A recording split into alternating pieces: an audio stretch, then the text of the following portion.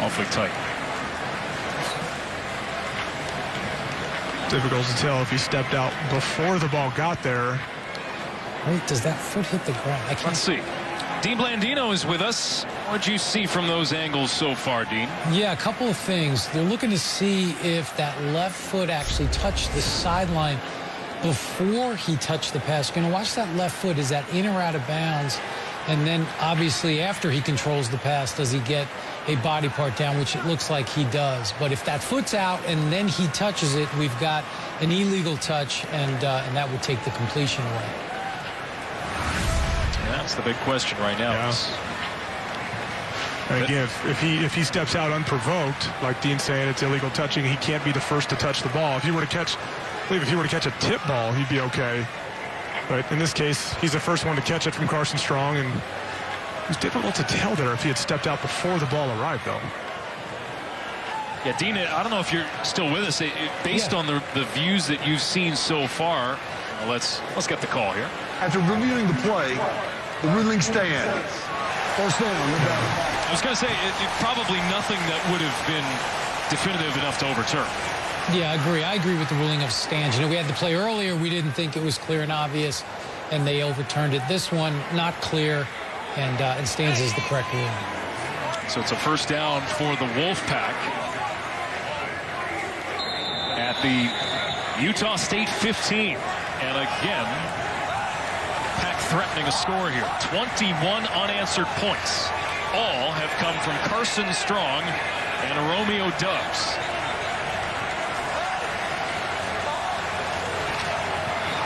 Taua searching for a seam. Gets past the tackle. Taua still on his feet. Touchdown. What a run.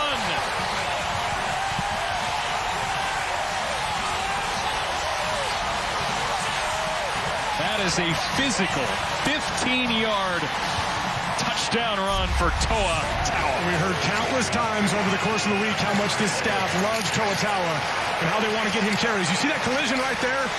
That's Troy Leffridge. That's Utah State's most physical player in the secondary. Led the team in tackling last year. Had some injury issues earlier this year, but he comes up to challenge Toa Taua. And Taua gets the better of that one for a big touchdown run for this Nevada offense. 6 plays, 77 yards.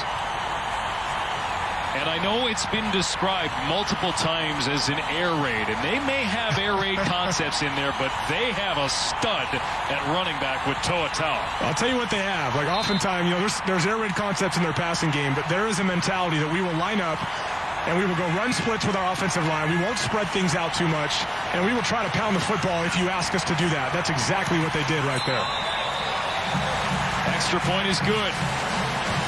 And you can now make it 28 unanswered. The Nevada Wolfpack looking to get to 3-0 this season.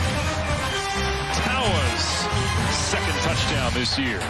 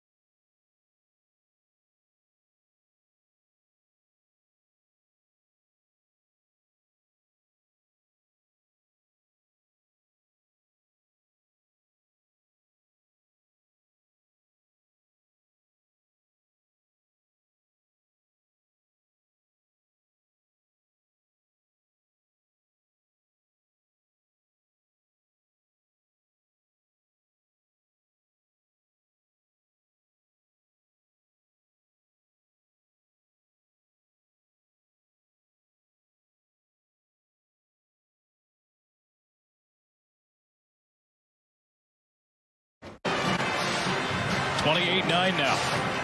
And Nevada already out to their first 2-0 start in Mountain West competition since 2013. They've got it all clicking now.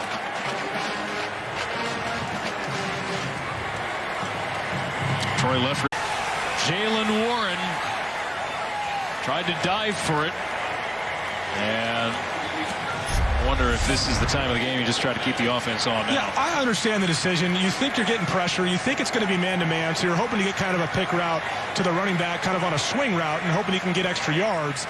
But when you got that kind of look up front, and you've got Justin McGriff on the outside, who these coaches know at 6'6" is a threat in single coverage.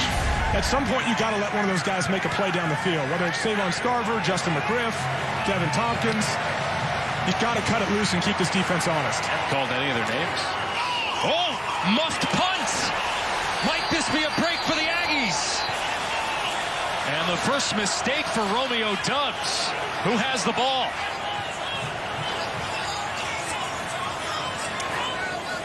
Signal is for Nevada. And out of the scrum, it is Doubs who has the ball. All right, Doubs doesn't make many mistakes, right? Especially when it comes to catching the football.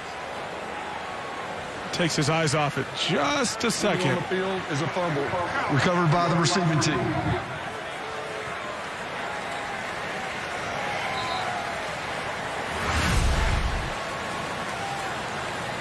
See what the penalty is here too on the play. Remember earlier in the game, Carson Strong strip sacked, and the Wolfpack recovered the fumble. Here, Doubs recovers the muff.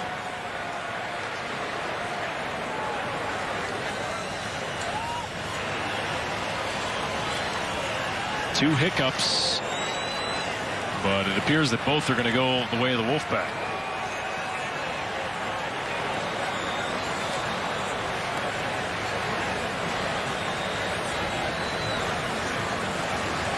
Romeo Doubs, that won't take away from his night. That's for sure. He's not too concerned about it. 137 yards, averaging just a hair under 20 per catch. Here's the call. Media timeout. All right. So they pick up the flag after all that. Okay. And that's our cue to pay some bills. We'll be right back.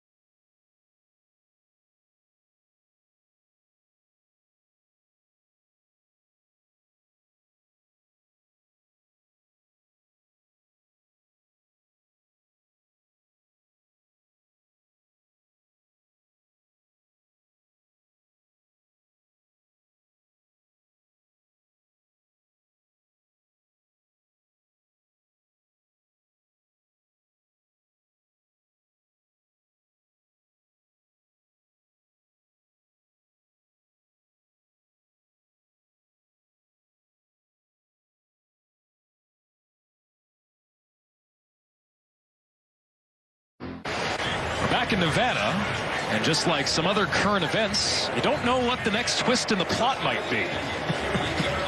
While we were away, we had an illegal procedure penalty that was announced. They were trying to sort it out on the field. Didn't get it in time before we had to step away. It was a 5-yard penalty against Nevada. That gives an automatic first down because of the yardage to Utah State. You want to talk about a reprieve as the Romeo Dubs muffed punt doesn't factor in. That never happened. And on top of all of that, there's a new quarterback in it for Utah State. It's Andrew Peasley, the sophomore from LeGrand High School in Oregon. 6'2", 200 pounds. Played a little bit last week as well. The slated starter before Jason Shelley transferred in from Utah. Injury last season kept him out of game play. He had third down here for the sophomore. Very, very limited work this year. Coming into the day just 5 of 9 for 24 yards. And a pick. Want to hurry. Or not.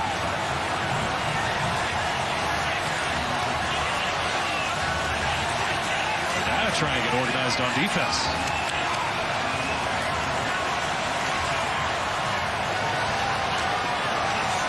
So Peasley fires incomplete. Threw it into a maze of Navy jerseys intended for Savon Scarver, and fourth down comes up again. Yeah, he was trying to hit Savon Scarver on that deep in route, that dig route.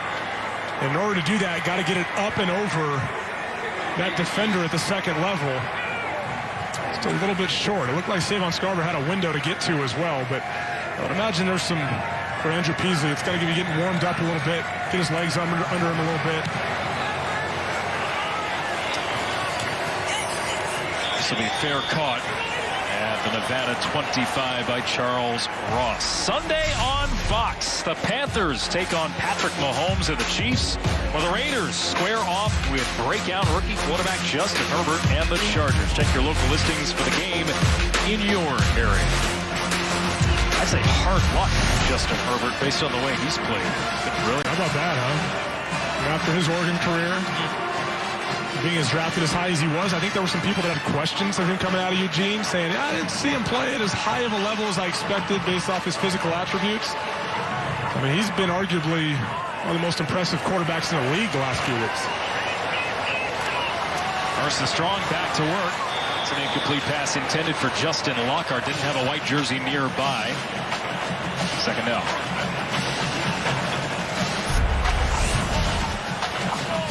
We see Carson Strong, kind of a design rollout here to his right.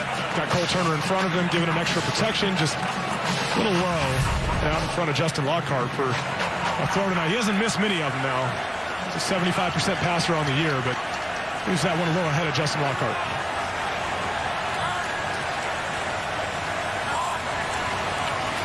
On second down, Strong completes to Melquan Stovall.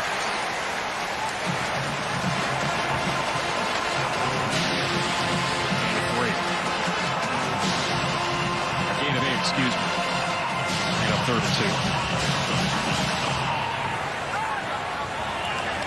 If Utah State wants to get back into this game, obviously they've struggled offensively, but they need to get stops.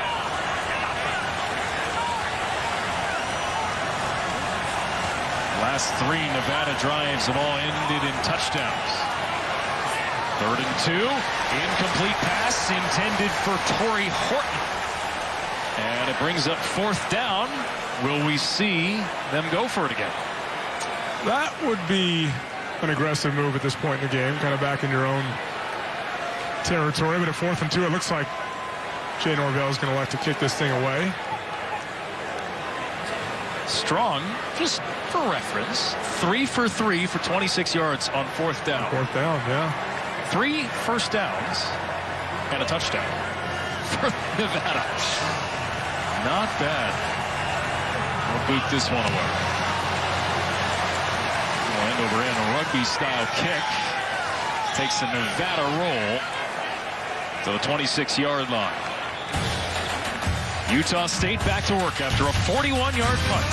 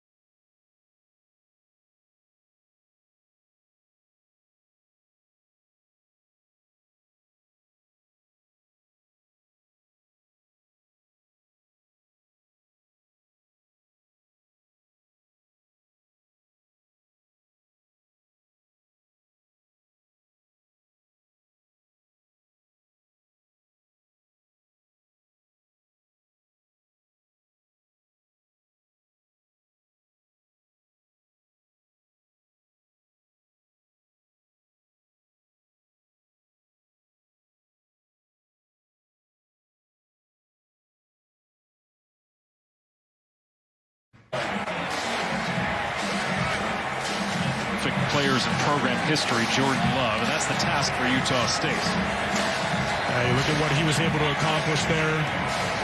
Capped by being the 26th overall pick in the 2020 draft, presumptively the replacement for Aaron Rodgers. Caught a lot of people by surprise in that NFL draft. Well, the Packers had a chance to add a guy like Clyde Edwards-Helaire from LSU, and they elect to go with Jordan Love. But nonetheless, a great opportunity for him to learn from one of the greatest of all time in Aaron Rodgers. Beasley gets a handful on first down. Love became just the 5th player in Utah State history to be selected in the first round of the NFL draft. And again, I think in bringing up Jordan Love and what he meant to this team, it also brings to light what they've lost from last year, right? Gerald Bright, their running back, their main back, C.O.C. Mariner, their best receiver. And in week 1 against Boise State, this Utah State football team took the field, and 15 guys that had never played a down for Utah State were part of that attack. And they weren't all freshmen. Some were transfers, like Jason Shelley coming over from Utah.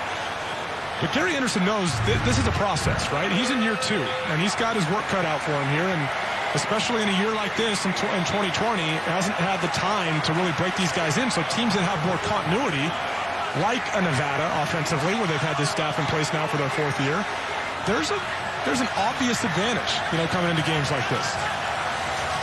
3rd and short here. Beasley, hand off to Warren. He gets the first down. Boy, if they could get Warren going, it might give him a little bit of hope here. I will say, and we know Warren didn't play last week. He was available, as we heard, but he was on the sideline and never actually played. I don't think he looks 100% tonight. I don't think he looks like he has quite the burst that we saw in week 1 at times against Boise State. We've seen Devontae Henry Cole out there as well to probably kind of keep Jalen Warren on a little bit of a snap count. Beasley fires incomplete, intended for Devin Tompkins. Haven't called his name much tonight. And that's been the problem, right? In the drop back game and the play action game, when these quarterbacks get to the back of their drop, pushing the ball down the field, whether it's Andrew Beasley or whether it's Jason Shelley, pushing the ball down the field with accuracy. Like the downfield passing game for this offense has been almost non-existent. And so defenses just don't have to play it honest. There's a lot they can do to try to take Jalen Warren away. Got to take some shots out there and start getting some completions. There's Warren. Able to slip by the tackle. Nice arm tackle made by Lawson Hall, the senior from California. Pick up a 5, 3rd 5 upcoming.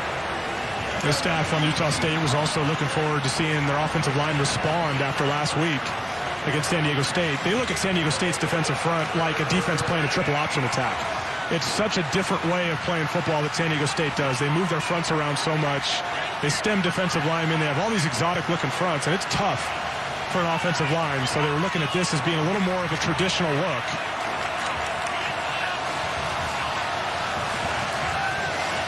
On 3rd down, Beasley nowhere close to Jordan Nathan, the intended target. That's been a frustrating night for the Aggies offense, and Andrew Beasley's 2nd series comes to a close. Well, he had a matchup out there that he liked with Jordan Nathan against Amani Johnson on the outside, and Jordan Nathan pushed up to about 15 yards, then just collided with the safety and didn't avoid him. He's trying to throw the out route and just got kind of tripped up.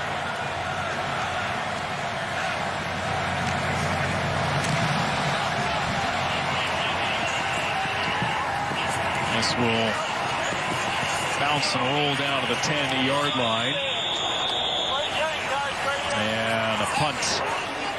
46 yards. Tomorrow night, the biggest games out west this year. Undefeated BYU heads to Boise. Clash with the rival Broncos. It's a top 25 showdown. BYU off to their best start since 2001.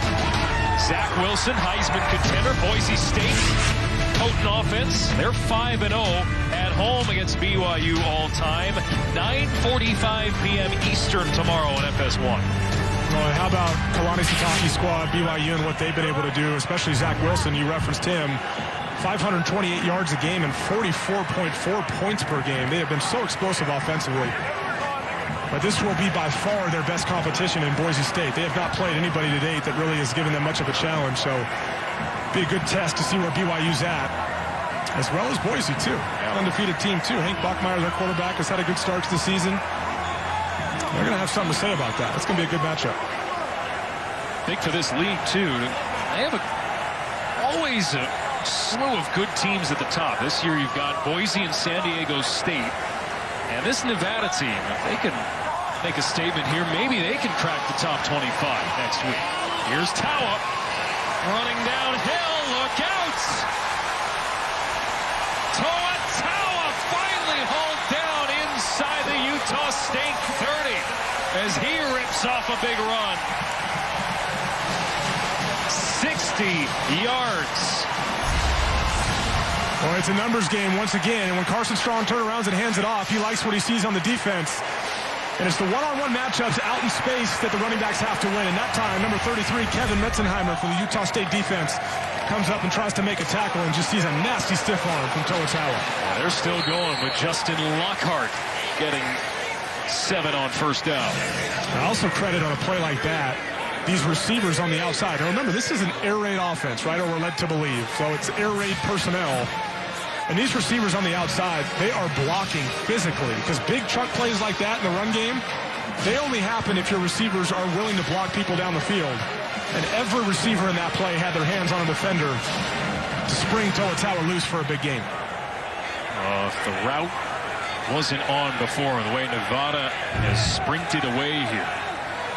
28 unanswered points. Tawa's run, by the way, at 60 yards, second longest of his career. Devontae Lee now. Looked like he was about to be stopped up in the backfield. Fights for a couple of extra yards. It'll be 3rd and short.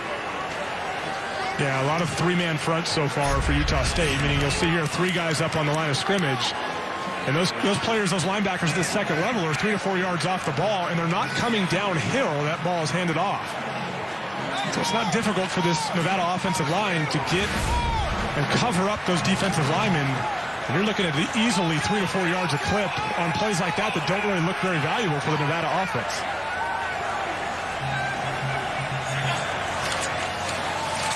Wildcat, direct snap to Devontae Lee. He has the first down. He wanted more. Boy, Devontae Lee at 5'9", 235. That's a physical back. And he's their go-to option in these short yardage, goal line situations. You'll see him a lot inside the 5-yard line. Really is built like a fullback, and he's physical as heck, and he will run you over. And that's his bread and butter right there with a direct snap. Because Tawa missed the season opener. Lee by yardage is Utah State's leading rusher coming into the day. First down for the Pack. Strong, unable to get away. He's sacked back at the 30-yard line. Good to see Justice Tae back in the game as part of this. Well, you'll see Marcus Moore come off the edge at the bottom of your screen, 95. Does a great job with his hands. But they also brought the corner blitz there. Number 7, Xavion Steele. He was going to get there, too. So a little bit lapse in coverage. Aaron Frost, the right tackle, gets beat by Marcus Moore. They didn't have an answer, too, to Xavion Steele screaming off the edge. That left Romeo Doubs uncovered, too, for a good 4 to 5 seconds. Carson Strong didn't see it. First sack of the season for Moore. No matter for Tawa as he powers ahead to the 20. Still a long ways to go on this 3rd down. Or Tawa's made a living there on the outside. 6 catches today, catching those swing routes for now 40 yards, and does a good job getting his eyes around quickly, expecting the football. You see getting a nice little lead block from his offensive lineman, right tackle Aaron Frost as well. Had a little issue on the play before, but goes and redeems himself out in the open field against the defensive back. Gotta believe Tawa will get all-conference consideration before long. Freshman of the year in the Mountain West 2 years ago. On 3rd down, pressure coming. Strong over the middle, incomplete. Troy Leffridge was hovering. Made a play on the ball. Brings up 4th down. Oh, I think there was a miscommunication on that play. Justin Lockhart and Romeo Doubs kind of ended up in the same area on the field. And it's interesting because Romeo Doubs and Cole Turner kind of did a little bit of a switch release. And Romeo Doubs was running wide open down the middle of the field, but he looked confused. He just should have turned around and looked for the football, and they might have had a chance to hit him.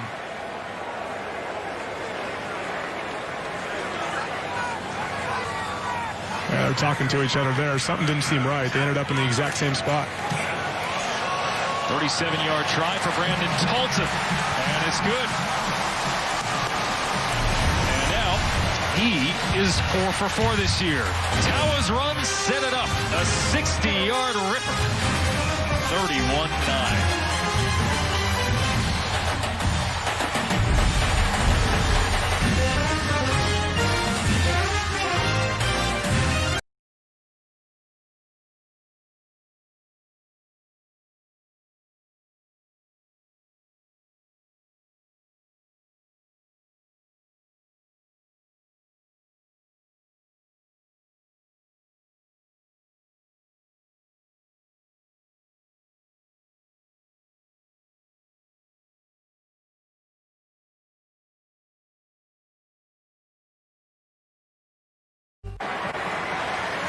Carson Strong chatting with offensive coordinator Matt Mumme. Starting to describe earlier how they recruit here at Nevada, and one of the things that they try to do is look at high school transcripts. And head coach Jay Norvell said that's the first thing he looks for in a quarterback. Look at the transcript. If he's a good student, he'll be a good student of the game. Well, and to be clear, like, obviously when you recruit guys, you're always going to need to see their transcript to see if they're eligible. But Jay Norvell's point and Matt Mumme's point, the offensive coordinator, you see both of them right there talking to Carson Strong. They've taken a step further. They said, look, I want to see that the guy's a straight-A student. I want to get a sense that if he's going to come in and he's going to run my offense and he's going to get the freedom and the flexibility that we want to give our quarterback, he's got to be a good student. Otherwise, that's a red flag for us, right? And so that's a prerequisite to be a guy on this team that runs this offense, and they're getting great returns from that right now. Great completion for Andrew Peasley. And this staff, too, what you're seeing from this Nevada team and this explosion so far this year, and if they're able to hang on here tonight, getting to 3-0, which is their goal here, it really is a culmination of building this thing over the last couple of years, right? Now this is the 4th year for Jay Norvell. And we asked the Utah State defensive staff, we said, you know, what makes this offense so successful? He said, they just made a commitment to what they want to do, and they're in a position now where they can actually do that because they've got enough continuity with their personnel.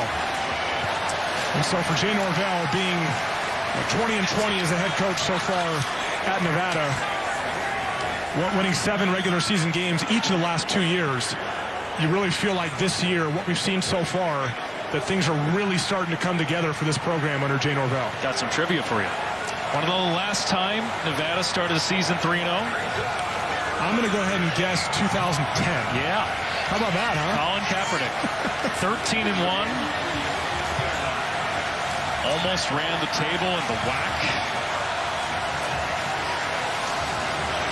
He's something. A team that is perennially a threat in the Mountain West, as Utah State has another 3-and-out here. Boy, since Andrew Peasley entered the game, they've clearly made more of a commitment, either with play calling or Andrew Peasley himself has done it, to push the ball down the field a bit more. He's just been off target. He's been the better part of the game so far on the sideline. This is a big ask to come in and do this stuff, but they've had some opportunities. They've just missed a couple throws down the field.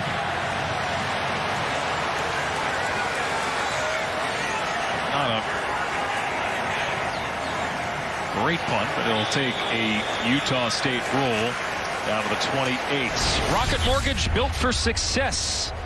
For the personalized playbook on home loans, Rocket can.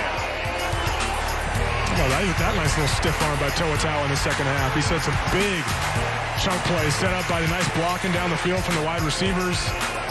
Again, it's a numbers game for this Nevada offense.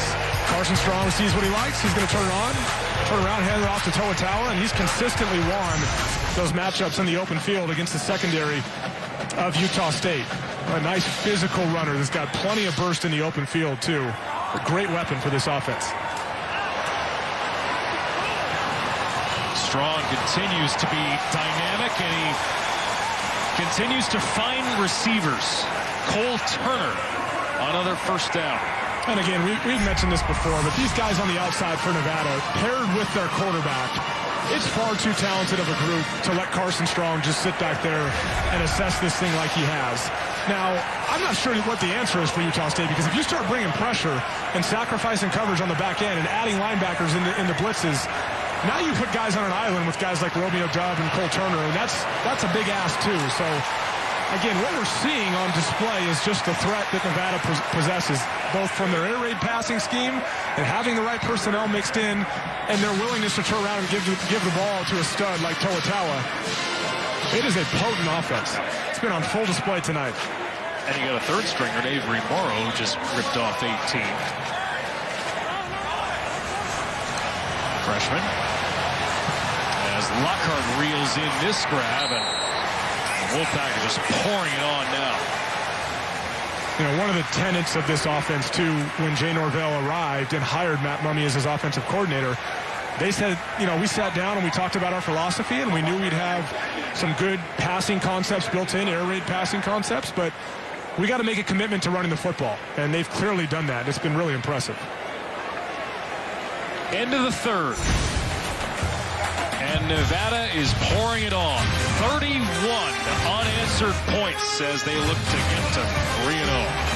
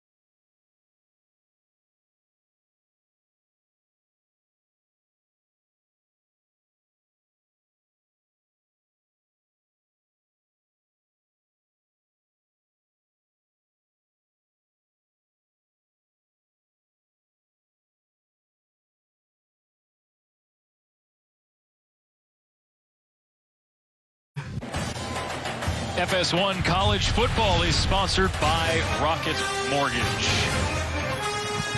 Nevada. Wow, what a difference from the first couple series in this game. Yep. 31 unanswered. Romeo Dubs with 3 scores. Start of the fourth quarter. And Carson Strong is sacked again. This time it's Jared Reed, the transfer from Portland State, who got it. Jared Reed flies off the right side, off the edge, and it's the running back's responsibility there. Number 25, Avery Morrow, doesn't get there quick enough, and I think initially he didn't see him and was going to step up more into the interior of the offensive line. Saw him late. Too late, though, and Jared Reed gets around and makes that play. Third sack of the ball game.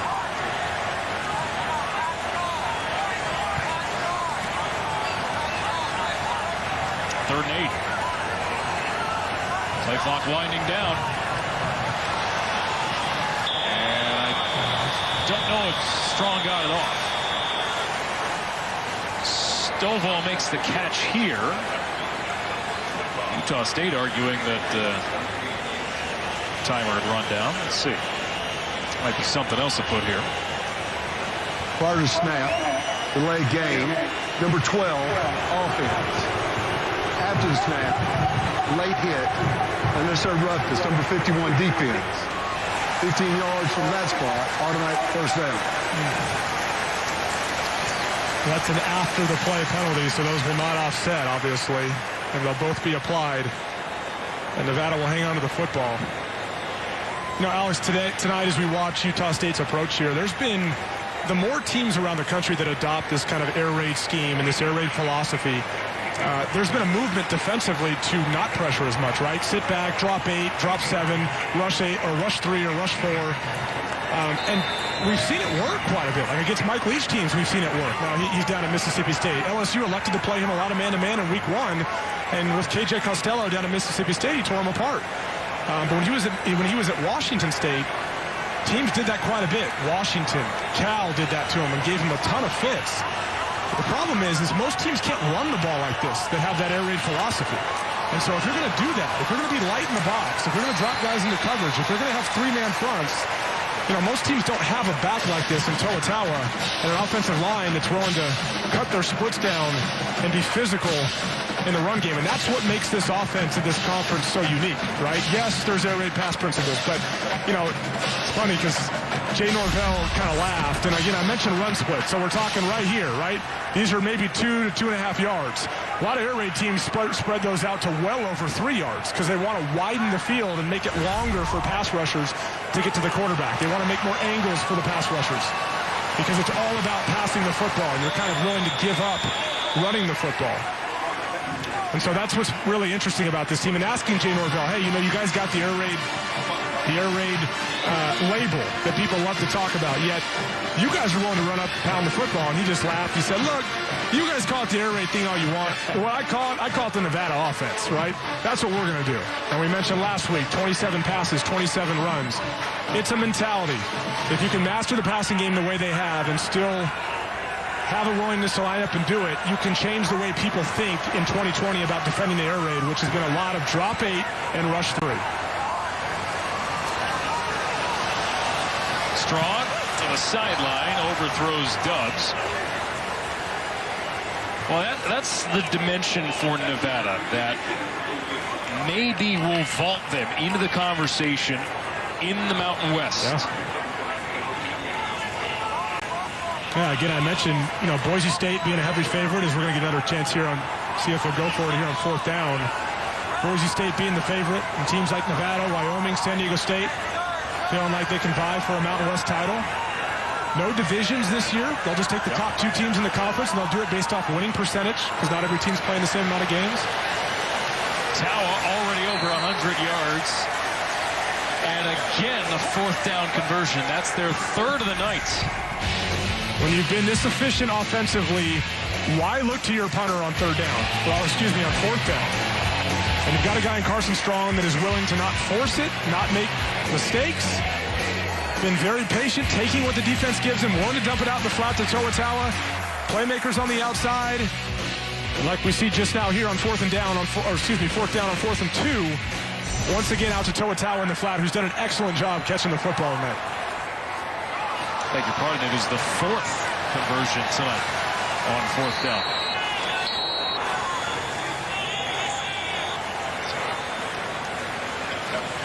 Tawa's career high, just for reference, is 170s and 104 plus right now. Yeah. You might ask too, like, who is this offense seeing this year, right? UNLV last week. Well, week 1, Wyoming. Greg Bowl team that's a pretty well-coached defense. And they had their way against Wyoming for the most part offensively. They do not play Boise this year in the regular season. Yeah. So they could meet them potentially in the Mountain West Conference Championship game. Wouldn't that be something? Interesting miss for them in the regular season, though. Lockhart. That's another first.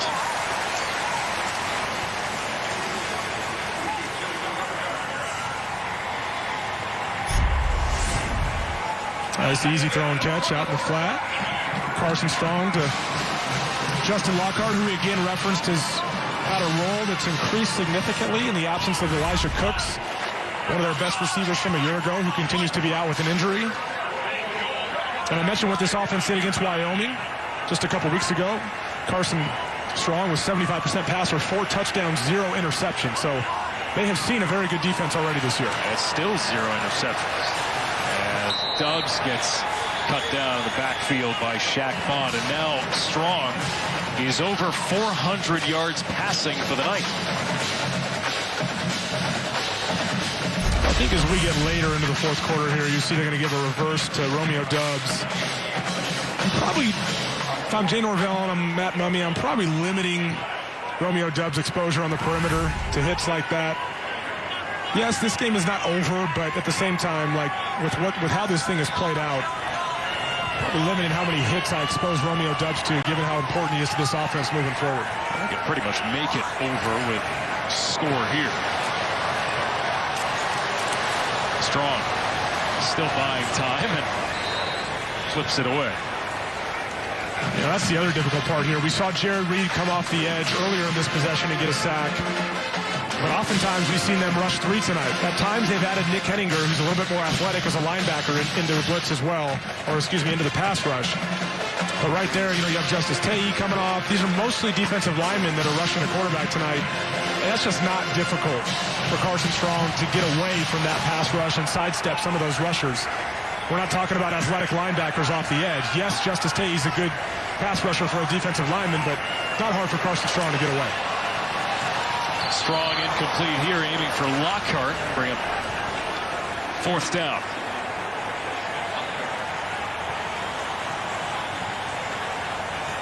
So another attempt here for Brandon Talton coming. Still perfect on the season, 4 for 4. Former all-conference selection.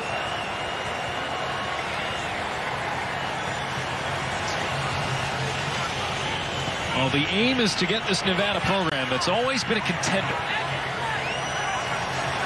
Elevate and be a favorite. They're in the conversation now. 26-yard attempt for Talton. Chip shot by his standards. And it is good for Talton. Thumbs up from Carson Strong. Nice night. Another 400-yard night for the QB.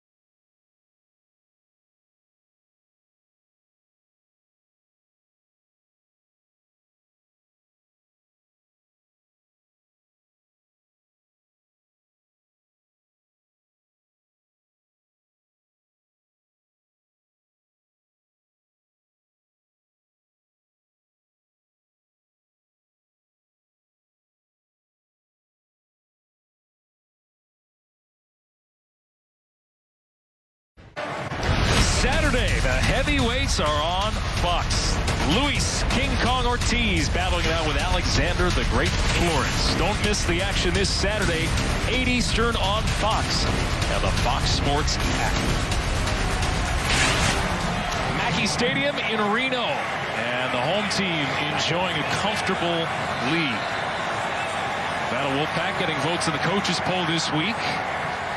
Everybody's got the big tilts. It's not even a conference game tomorrow circled on the calendar. Boise and BYU.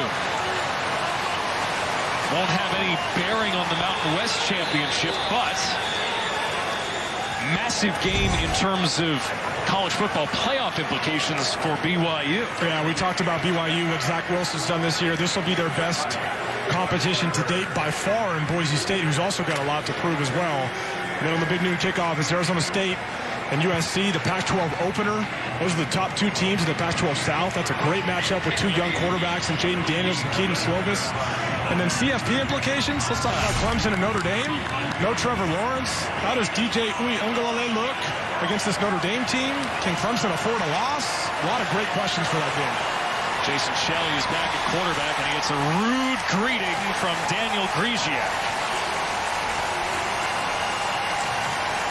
Yeah, we talked about that Clemson-Notre Dame matchup and what DJ Uiagalelei did last week.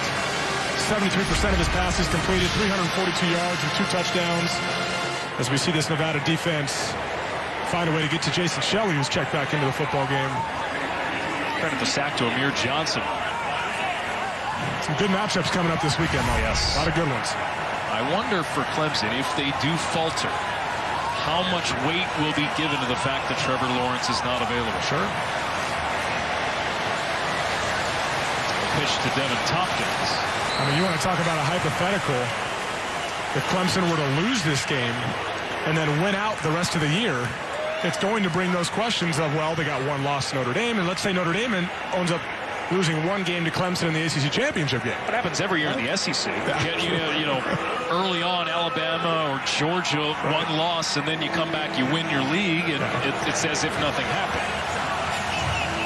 So I think there's plenty of cushion for Clemson if need be, probably a slimmer margin for Notre Dame, given their schedule.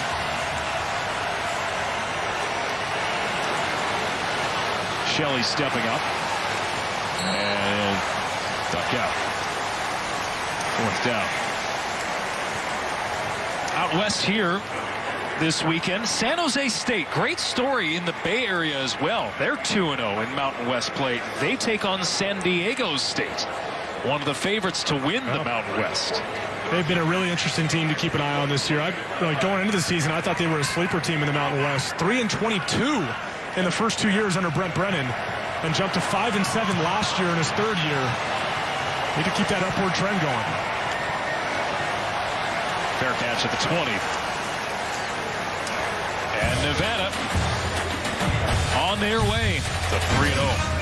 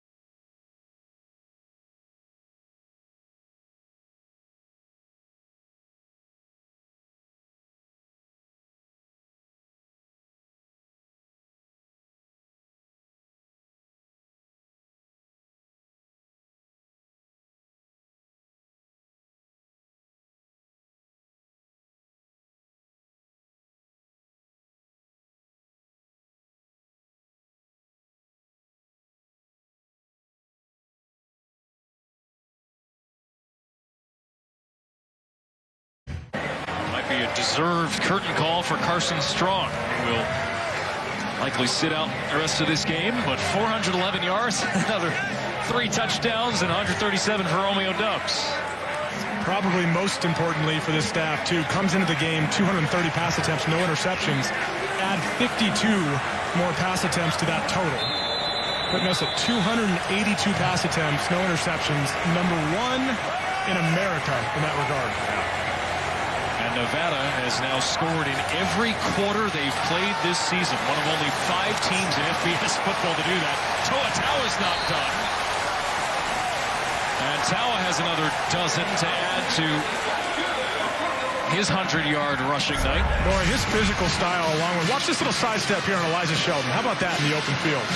For a guy that's physical, can stiff arm you, can run you over, to have that kind of lateral movement in the open field is a great fit for this system, too. Showed you moments ago, new quarterback in for Nevada is Nate Cox. 6'9", 225 pounds. As Avery Morrow gets the carry here. Cox has an interesting backstory of coming to Nevada in the first place. When he was recruited here, he was effectively told, hey, you're not our guy. You're not going to start. We have a 3-year guy in front of you in Carson Strong. If you want to come here, that's your prerogative. You have to be okay with that. And to his credit, has really wanted to soak it in here and learn and be the backup guy. 2 seasons at Louisiana Tech before transferring in. Charles Ross turns the corner and moves the chains. That's an interesting point, too, because sometimes when you get, whether it's a true freshman or a sophomore that has a ton of success, recruiting does become a little more difficult, right? Because guys look at that and say, well, unless he bails early and goes to the NFL, like, you guys aren't going to have a void there for a while. And so it's on the staff. Matt Mumming, Jay Norvell, finding ways to get guys like this to still come to Nevada when you've got a talented young passer like Carson Strong.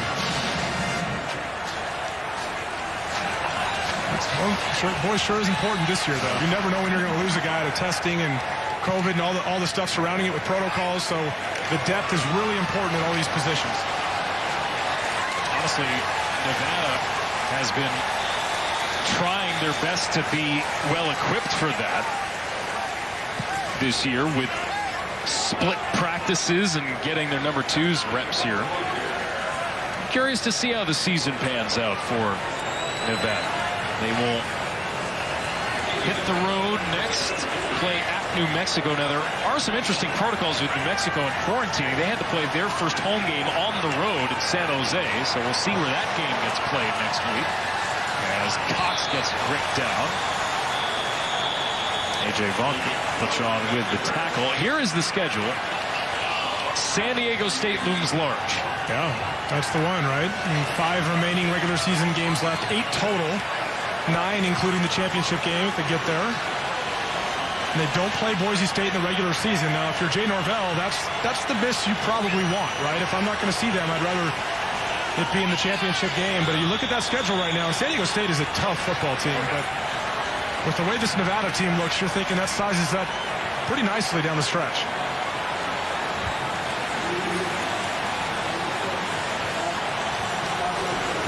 Brilliant shift in the offense. Might be a deserved curtain call for Carson Strong. He will likely sit out the rest of this game, but 411 yards, another 3 touchdowns, and 137 for Romeo Dubs. Probably most importantly for this staff, too, comes into the game 230 pass attempts, no interceptions. Add 52 more pass attempts to that total, putting us at 282 pass attempts, no interceptions. #1 in America in that regard. And Nevada has now scored in every quarter they've played this season. One of only 5 teams in FBS football to do that. Toa is not done. And Taua has another dozen to add to his 100-yard rushing night. Boy, his physical style along with, watch this little sidestep here on Elijah Sheldon. How about that in the open field?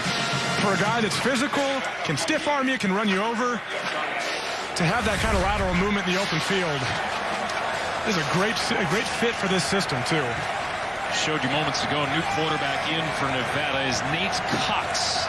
6'9", 225 pounds. As Avery Morrow gets the carry here. Cox has an interesting backstory of coming to Nevada in the first place.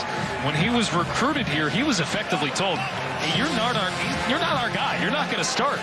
We have a 3-year guy in front of you in Carson Strong. If you want to come here, that's your prerogative. You have to be okay with that. And to his credit, has really wanted to soak it in here and learn and be the backup guy. 2 seasons at Louisiana Tech before transferring in.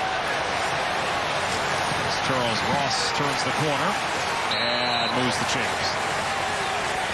That's an interesting point, too, because sometimes when you get, whether it's a true freshman or a sophomore that has a ton of success, recruiting does become a little more difficult, right? Because guys look at that and say, well, unless he bails early and goes to the NFL, like, you guys aren't going to have a void there for a while.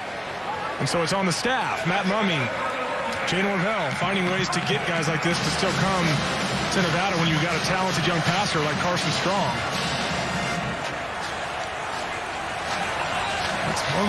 Boy, sure is important this year, though. You never know when you're going to lose a guy to testing and COVID and all the stuff surrounding it with protocols. So the depth is really important in all these positions. Honestly, Nevada has been trying their best to be well equipped for that this year with split practices and getting their number 2s reps here.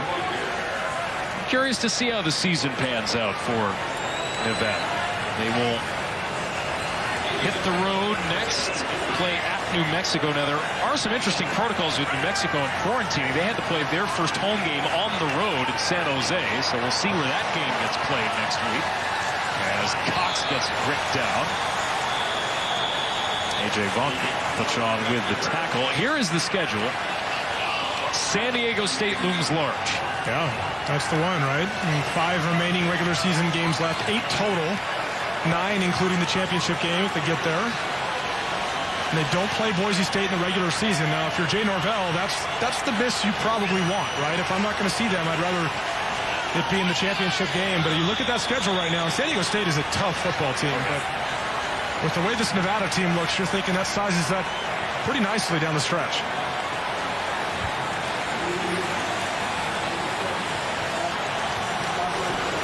Legal shift to the offense penalty here. 4:55 remaining. And what has been a fairly complete night for Nevada. They had a hiccup to begin, but got through the letdown that we expected. Or maybe worried about for them. Yeah, and coming off last week, too, after having so much success against UNLV, let's take another procedural penalty here, and this is kind of the communication stuff that happens when some of the backups get into the game. All-star, number 81, offense, 5-yard penalty, remains 3rd down. Following a game like last week where you had so much success against UNLV, coaches tend to nitpick the smaller stuff even more because they know you won the game and they can be a little harder on you. Coming out of last week, Jay Norvell kind of chuckled and said, look, I thought we left 3 touchdowns on the field, right? Missed opportunities, and I don't think he cares who they're playing. He wants to see them execute. I think that mindset has gotten them to where they are so far, right? It's been a process since he got there. Go back to 0-5, they started his first year. They've come a long way. And it starts with this core of his quarterback and wide receivers. Is this intercepted? Troy Leffridge was out. Or if that were a pick, we might need to make a public service announcement. That was not Carson Strong. Yes, Nevada threw a pick for the first time in 300 pass attempts or whatever it is, but it was not Carson Strong. It's like Troy Leffridge is barely out of bounds on that, but he thinks he was in. Honestly, college rules, you have foot down. That was pretty close. They are going to review this because it's a change of possession. By the way, in case you're curious on the number, it is now 282 consecutive pass attempts without an interception. The conference record of the Mountain West is Derek Carr's 306 for Fresno State years ago. That is now in jeopardy. Yeah. That'll happen next week if you can take care of the ball. So you see here this Troy Leffridge steps in front of the receiver. Does he get control and a body part down in bounds? hard to tell where that left foot is. Yeah, that right foot is in. It's hard, but from that angle, the control element has to happen first. Control, that left foot looks like it's simultaneous, right, out of bounds, at least from that angle. If clear and obvious is the standard, you and I should both agree on it when we glance at it, right? Yeah. Like clear and obvious to me is like my 6-year-old walks in the room and goes, oh, yeah, that's, like, that's clear and obvious to me, right? That should be how we rename the test in the rule book. Yeah. All right, we have word. After review of the play, the ruling stands. 4th down. This will be a punt for Nevada. Well, the Reno Gazette called last week's victory over UNLV Jay Norvell's signature win so far. I don't know if this is a signature win, but this is confirmation for sure what we saw last week. Yeah, it's good to see him come back on a short week and respond again. Look, again, last week, UNLV, their rival, their in-state rival, had beaten them twice in a row, right? And so to beat their rival the way they did, you certainly understand. Oh, dear. It's a little bit early. Yeah. That'll be a penalty.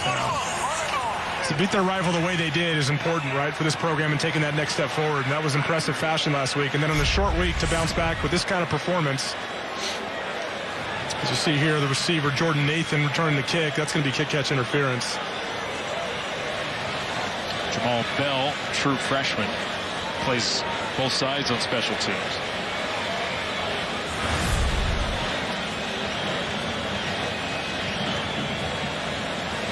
Kick-catch interference. Number 3, kicking team. 15 yards added to the end of the spot of the kick. 1st down. Well, maybe the only game that matters all year is the one they won last week. The Fremont Cannon is back in Reno, and it has a fresh coat of paint. Last Sunday, they got to do the honors.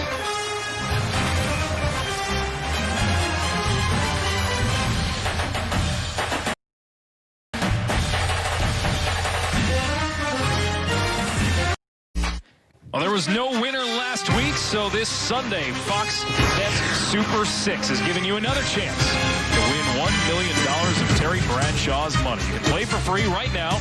Download the Fox Bet Super 6 app and make your picks for Sunday's games for a shot at $1 million. Just over 4 minutes to go here in Reno. And the Nevada Wolfpack, pretty comprehensive performance. After a first quarter where they fell behind 9-0. Utah State has punted on every possession but one. That was their scoring drive. Got another 2 points on a safety to begin the game. It's got to be a little disappointing, I think, for this Utah State team, and especially on the offensive side of it. You know Nevada's going to put up points, but they had nothing going offensively tonight. Yeah, the question is, where do they go from here, right? I mean, you look at Gary Anderson. It's the second stint at Utah State. Was there from 2009 to 2012. Revived the program at that time and snapped a streak of 11 straight losing seasons when he got there. Took him all the way to be an 11-win team at the end of his tenure there. Then takes off, goes to Wisconsin. Had success there and ends up at Oregon State. In the middle of the season in 2017, leaves the team. Spent some time at Utah in 2018, then gets the job again. So, look, this is a tough year, right? I mean, there's a lot of newcomers. It's a shortened year. It's a modified offseason. The reason he was hired is to, once again, kind of bring this program back to where he had it back in 2012. But he's got his work cut out for him. And 2020 is going to be a big challenge. A lot of new faces, different year, a lot of restrictions. You got to believe at some point this year he's going to really start gearing up for 2021 and thinking about the future and make sure and get guys some meaningful play time, really go hard the recruiting trail as he tries to get this thing back on track at Utah State. Well, the fact that Matt Wells was able to do so well here, following on Anderson's success. Pelican Makakona here getting a late carry in the ball game. I think the signature in the first era for Gary Anderson here was an athletic quarterback, right? You look in 2012, Chucky Keaton, and the success they had with him. That's why he liked Jason Shelley. Now, they're different players, but Jason Shelley certainly has some athleticism. Kind of a dual threat guy, but just hasn't been able to find the success through the air.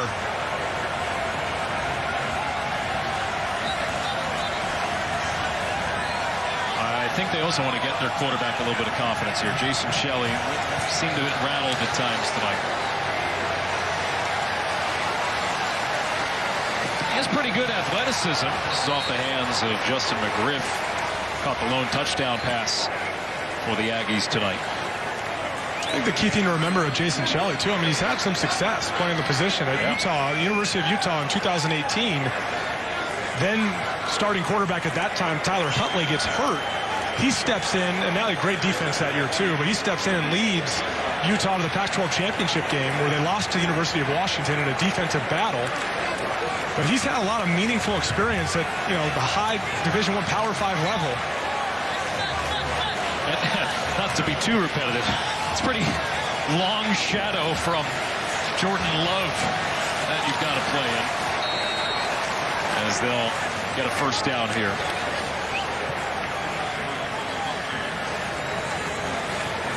I think this Utah State team probably one of those that didn't benefit from the added time. And not that any team benefited from the way the offseason went this year, but look, the reality is you're absolutely right. Every team is dealing with it this year. So no coach is going to try to make it an excuse. However, some teams are more built to sustain it, right? Through continuity, through having better leadership with returning players. Coordinators are coming back. Head coaches are coming back. This Utah State team, new offensive coordinator and Bodie Reeder. So there's a lot of adjustments to be made. And on the defensive side of the ball, Stacey Collins and Frank Miley, they were coaching other positions last year. They were not co-defensive coordinators. And so there's a lot to grow into in 2020 when, frankly, there just wasn't enough time to practice and get ready. The end zone. And the jump ball pops off the hands of McGriff. Third down, 44 seconds left. I don't think with about 44 seconds left, I don't think a jump ball to McGriff, I don't think that's the first time we should be seeing that, right? To be fair, Justin McGriff has not had a ton of success so far this year. Came into the game, 8 catches for 56 yards, but they were telling us what kind of threat he presents on the outside. They kind of shrugged and just said, look, we just got to give him chances down the field. And so you saw one right there. Saw one in the end zone earlier, but that's something you probably want to see a little more of in this offense to see if he can convert for you. Would love to see, again, it's easy for us here from 10,000 feet, right, to ask for how Utah State could play a game differently that, honestly, they were not favored to win this game. Yeah. This is a tough matchup, and their schedule.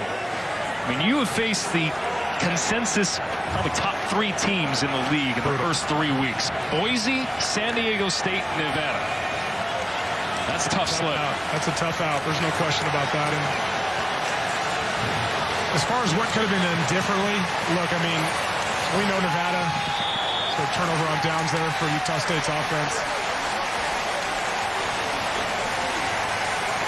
So Nevada will get in victory formation when we come back.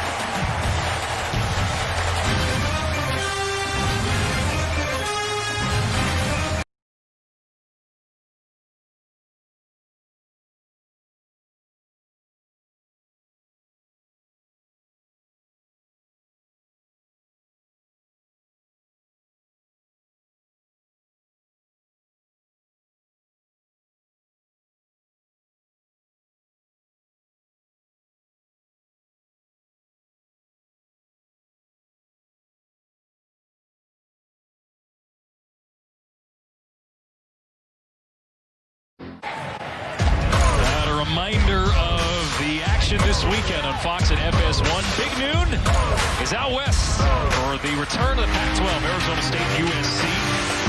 2 teams, Pac-12 South. Michigan, Indiana on FS1.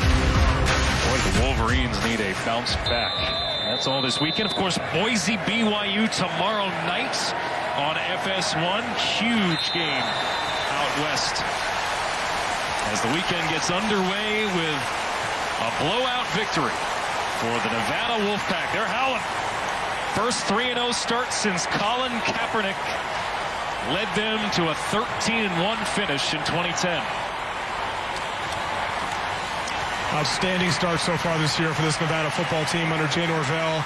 Story of the night continues to be the consistent play of Carson Strong and playmakers on the outside like Romeo does. And this team has put itself squarely in the discussion of a team to keep a close eye on down the stretch in Mountain West play. Favorable schedule.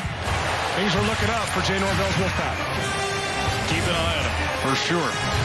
34-9 the final here in Reno tonight. For Evan Moore and our entire Fox Sports crew, this is Alex Faust bidding you a good evening from the Silver Stakes.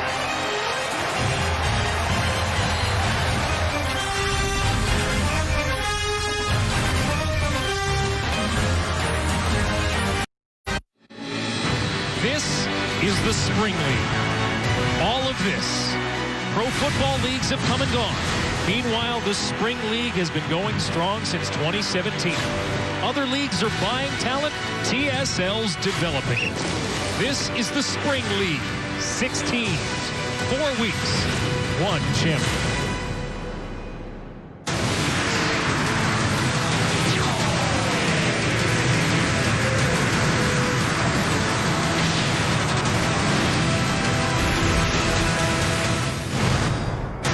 Week 2 of the Spring League brings us a doubleheader on FS1. 2 teams that won their opening games and a contrasted quarterback with a veteran taking on a newcomer as the Aviators face the Blues. Hi, everybody. Alex Faust and Jordan Palmer here with you. McLeod Bethel Thompson, a guy who's been around the block. Several NFL teams, a stint in the CFL, but with Canadian football on hiatus, looking for an opportunity, and he might have one this month. Well, he does, and this is a guy, I mean, when you talk about, we throw this term journeyman out all the time. I mean, this